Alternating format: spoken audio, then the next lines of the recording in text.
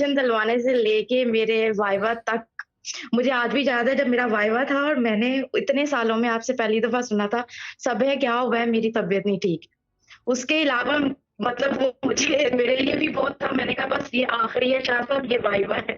آپ نے کہا ہو جائے گا. مطلب وہ پورا ایم فل آپ نے مطلب اتنا امیزنگ کیا تھا. اور مجھے اب آج بھی یاد ہے جب میں نے آپ کو کووڈ میں کال کی تھی میں نے کہا تھا آپ مجھے بتائیں میں کیا کروں کیونکہ لاسٹ ٹائم تو یونیورسٹی نے ایڈمیشن ہی نہیں کھولے تھے تو you give me some thing اسے پڑھو ایڈمیشن اوپن ہو جائیں گے اور ریلی میں اوپن ہو گئے.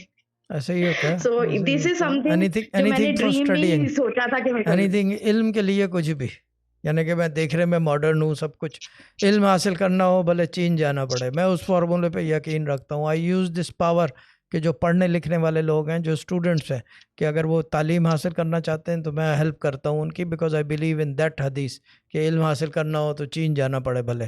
یہ چیز ہے. I believe in these things. I don't show it, I look modern, but میری چھوٹی چھوٹی چیزیں ہیں which I do and اللہ تعالیٰ helps me.